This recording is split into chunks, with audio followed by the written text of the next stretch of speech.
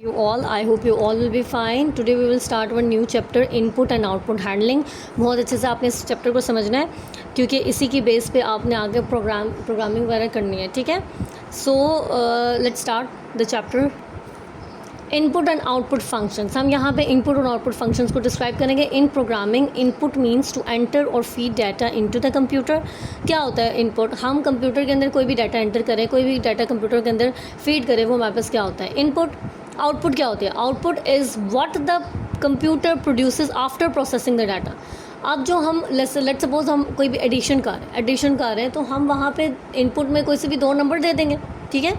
Process में क्या चीज़ आ जाएगी? जो भी उसको एडिशन करने का जो फार्मूला होगा वो प्रोसेस में आएगा. उस फार्मूला के अकॉर्डिंग एडिशन होगी और आउटपुट में हमें क्या मिलेगा? कोई ना कोई सम मिल जाएगा, ठीक है. C language provides many input or output functions to provide interactions between a computer and a user. इसी तरह हमारे पास C लैंग्वेज के अंदर भी कुछ इनपुट आउटपुट ऑपरेशंस होते हैं. उनकी हेल्प से हम क्या कर सकते हैं कि वो बेसिकली वो क्या हेल्प करते हैं? आपको यूज़र और प्रोग्राम के दरमियान में इंटरेक्शन क्रिएट करते हैं. कौन से? इनपुट और आउटपुट प्रोसेसेस, ठीक है. अब फर्स्ट डिस्कस करेंगे हम आउटपुट फंक्शंस को. In computer programming, output means to display information on the screen or print on the printer. C language provide different functions to output information on the screen, computer screen.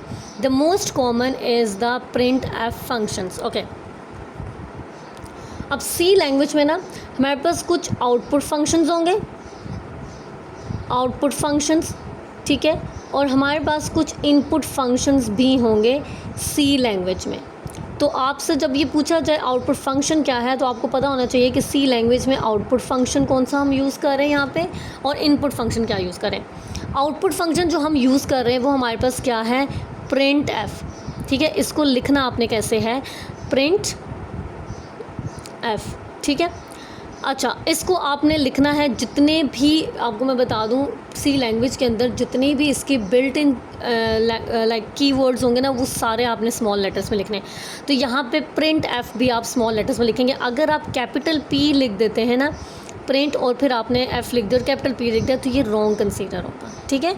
तो इसके syntax का आपने बहुत ख्याल रखना है क्योंकि प्रिंट जो कि आपके पास जो है ना सी लैंग्वेज है वो केस सेंसिटिव है. केस सेंसिटिव का मतलब ये है कि वो सिंटैक्स पे बहुत ज़्यादा जो है वो एम्फसाइज़ करती है, ठीक है. प्रिंट एफ, ठीक है. ये हमारे पास कौन सा फंक्शन है? Output function. ओके. अच्छा, फंक्शन की एक हमारे पास क्या चीज़ कैसे हमें पता चलता है कि ये फंक्शन है? क्योंकि उसके आगे जो है होता है ना इस तरह हमारे पास राउंड ब्रैकेट्स होती हैं. तो कोई भी जो भी जैसे यहाँ पे प्रिंट एफ है तो अब हम इसको प्रिंट एफ नहीं बोलेंगे. ये प्रिंट एफ क्या है? हमारे पास पूरा फंक्शन है, ठीक है. तो ये राउंड ब्रैकेट्स बेसिकली फंक्शन को रिप्रेजेंट करने में हेल्प करती हैं. फॉर द इनपुट फंक्शन हम क्या यूज़ करेंगे यहाँ पे? स्कैन एफ, ठीक है. और स्कैन ऑफ यूज़ होता है फॉर इनपुट. ये चीज़ याद रखिएगा. इसको भी हम कैसे लिखेंगे? हम इसको भी स्मॉल लेटर्स में लिखेंगे, ठीक है. तो ये हमारे पास दो फंक्शन है. अब जो प्रिंट एफ फंक्शन है ना, ये जो प्रिंट एफ फंक्शन है ये हमारे पास क्या चीज़ मतलब ये डिस्प्ले करेगा हम जो भी काम करेंगे ना कंप्यूटर पे उससे रिलेटेड हमें आउटपुट डिस्प्ले करता है. आउटपुट डिस्प्ले कर दिया या मैसेज डिस्प्ले करेगा, ठीक है, या कोई भी इंफॉर्मेशन होगी उसको डिस्प्ले करने में कौन हेल्प करेगा? Print F. डन. ओके. अब स्कैन एफ क्या काम करते हैं ये चीज़ याद रखिएगा. स्कैन एफ जो है ना इसको स्मॉल लेटर्स में लिखना है. स्कैन एफ हमें यूज़र से हमने इनपुट लेनी है, यूज़र से इनपुट, ठीक है. तो हम क्या यूज़ करेंगे? स्कैन एफ, ठीक है. ये चीज़ याद रखिएगा. अगर आपने यूज़र से इनपुट लेनी है ना तो आपने अपने प्रोग्राम के अंदर स्कैन एफ फंक्शन को लाजमी लिखना है, ठीक है. ये अब आगे जब प्रोग्राम्स करेंगे हम इस चैप्टर में तो मैं आपको ये चीज़ बहुत अच्छे से क्लियर कर दूँगी, ठीक है. तो ये हमारे पास क्या है? आउटपुट और स्कैन एफ का मैंने थोड़ा सा बता दिया आपको. द प्रिंट एफ फंक्शन ये हमारे पास कौन सा फंक्शन है? आउटपुट फंक्शन, ठीक है. The printf function is use to print text, constant values of variables and expressions on the screen in the specific format. आपके पास जो प्रिंट एफ है ना वो क्या काम करेगा? एक तो टेक्स्ट हो गया, जैसे कोई भी जैसे हो गया टेक्स्ट में हमारे पास क्या हो गया? आई लव पाकिस्तान, ठीक है. ये हमारे पास टेक्स्ट हो गया. तो हमारे पास प्रिंट एफ जो है वो किस में टेक्स्ट को भी डिस्प्ले करने में हेल्प करेगा। कोई भी कॉन्स्टेंट्स लाइक कोई भी नंबर्स हो गए हमारे पास, ठीक है, 4, 5 कुछ भी नंबर्स को भी हमारे पास डिस्प्ले करने में हेल्प करेगा, ठीक है। उसके बाद वैल्यूज़ ऑफ द वेरिएबल, कोई जैसे हमने वैल्यूज़ ऑफ द वेरिएबल का क्या मतलब है कि मैंने ना यहाँ पे ए वेरिएबल बनाया है और इसकी वैल्यू को जो है ना वो ए को मैंने एक वैल्यू असाइन कर दी 5, ठीक है। तो अब इस वेरिएबल की जो भी वैल्यू होगी वो भी हमारे पास जो है किस में आएगी, प्रिंट एफ उसको डिस्प्ले करेगा। तो ये क्या कर रहा है, वैल्यूज़ ऑफ वेरिएबल्स, ये हमारे पास वैल्यूज़ ऑफ वेरिएबल में। अगर लेट्स सपोज मैं एक और वेरिएबल बनाती हूँ, ये वेरिएबल क्या होता है, ये ए आपके पास वेरिएबल है, ठीक है, और ये बी, ये 5 क्या है, उसकी वैल्यू है। तो प्रिंट एफ में हम वेरिएबल्स की वैल्यू को भी प्रिंट कर सकते हैं। नेक्स्ट हमारे पास कोई भी एक्सप्रेशन हो गई, ठीक है, एक्सप्रेशन भी हम आगे मैं आपको बताती हूँ क्या चीज़ होती है, ठीक है, उसको भी हम डिस्प्ले करने में हेल्प, डिस्प्ले होगी हमारे पास यहाँ पे। उसके बाद हमारे पास आता है इसका सिंटैक्स, कि हमने इसको लिखना कैसे। बहुत इंपॉर्टेंट चीज़ है ये, सिंटैक्स का आपने लाजमी ख्याल रखना है प्रिंट एफ में कि आपने इसको लिखना कैसे, ठीक है। प्रिंट एफ सबसे पहले आप क्या लिखेंगे, printf then control strings, उसके बाद फिर आपने लिखना है लिस्ट ऑफ आर्गूमेंट। समझ आ गई है। अब मैं आपको बताती हूँ कंट्रोल स्ट्रिंग्स में क्या चीज़ें आ सकती हैं और लिस्ट ऑफ आर्गूमेंट में क्या चीज़ें आती हैं, इसको डिस्कस करते हैं।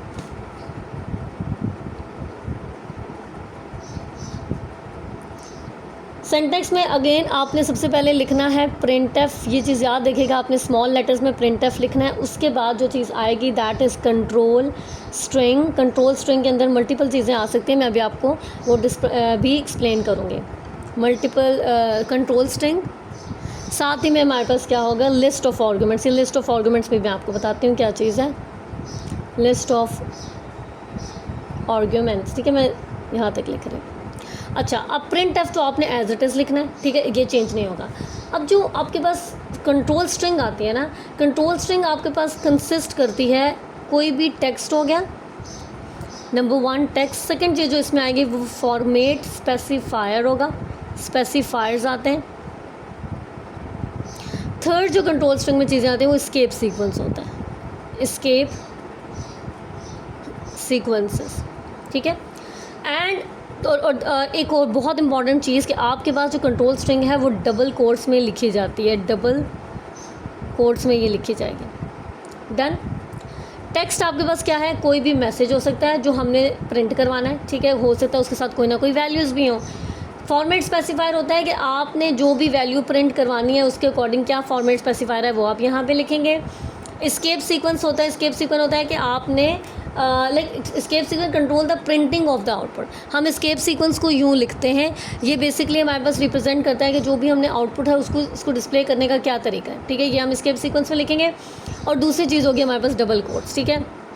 अब इसकी एग्जांपल एक लेते हैं, पहले इसकी एग्जांपल लेते हैं कंट्रोल स्ट्रिंग की, फिर मैं आपको बताती हूँ, या चले पहले लिस्ट ऑफ आर्गूमेंट को भी हम डिस्कस कर लेते हैं। अब लिस्ट ऑफ आर्गूमेंट्स में हमारे पास कौन कौन सी चीज़ें आ सकती हैं। अब लिस्ट ऑफ आर्गूमेंट्स में कोई भी वेरिएबल्स लिखते हैं,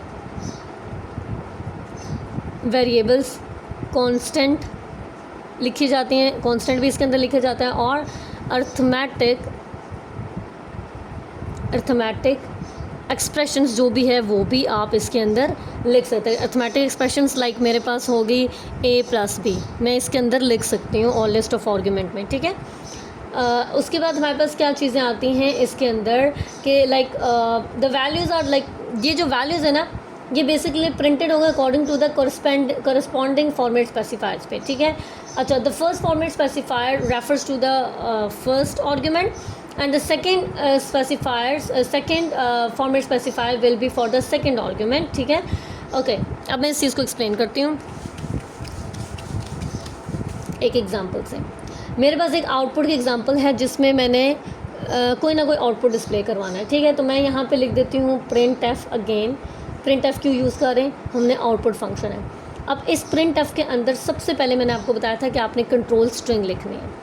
अब कंट्रोल स्ट्रिंग्स को आप लिखेंगे डबल कोट्स में, उसके अंदर आपने लिखना है, ये स्लैश डाल के एन लिखना है आपने, ठीक है। स्लैश ऐसे लिखनी है, ऐसे आपने स्लैश नहीं लिखनी, वो गलत होगी, ठीक है, क्योंकि ये आपके पास ये स्लैश बेसिकली क्या चीज़ है, आपके पास एस्केप सीक्वेंस है ये, ठीक है। उसके बाद आपने टेक्स्ट लिखा, द टेक्स्ट क्या थी, the value of A is percentage D and the value, अच्छा मेरे पास जगह नहीं है, मैं यहाँ पे लिख रही हूँ, ठीक है।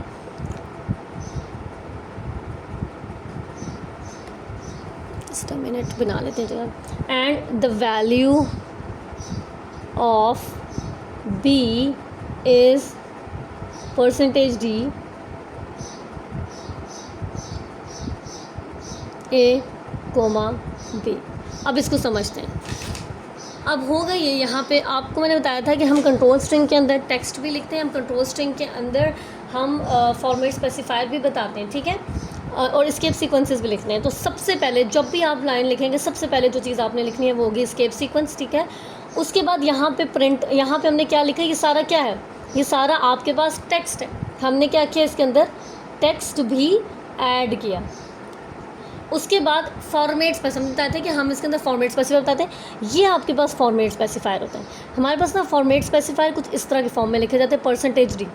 ये जिस तरह जो भी आपको टेक्स्ट इस फॉर्म में लिखा नज़र आए ना, जो भी, वो आपके पास क्या है, फॉर्मेट स्पेसिफायर। वो आपके पास क्या होगी, फॉर्मेट स्पेसिफायर हो, ठीक है।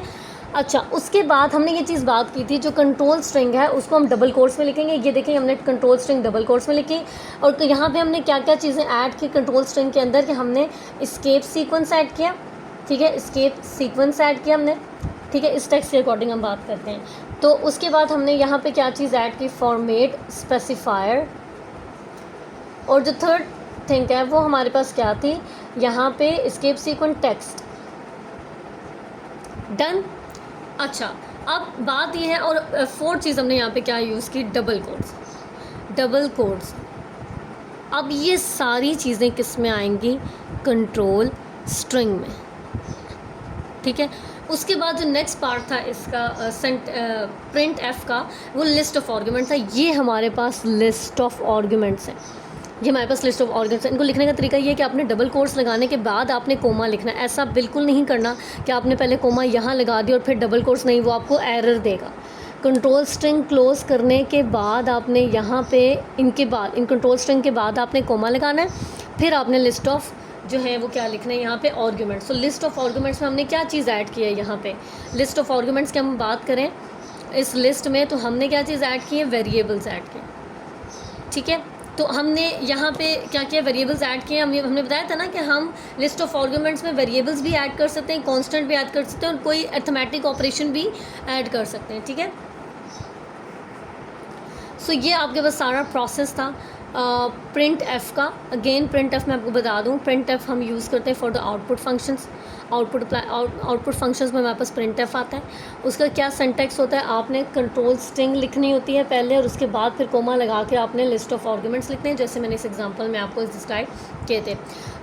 ये प्रोसेस आप अप्लाई करते हैं किस में, ये जो हमारे पास एडिशन, सब्ट्रैक्शन, मल्टीप्लिकेशन होती हैं, इसमें आप अप्लाई करते हैं। फर्दर आप इस चीज़ को बहुत डिटेल में डिस्कस करेंगे, ठीक है। तो आई होप यहाँ तक आपको समझ आ गई होगी। Thank you so much.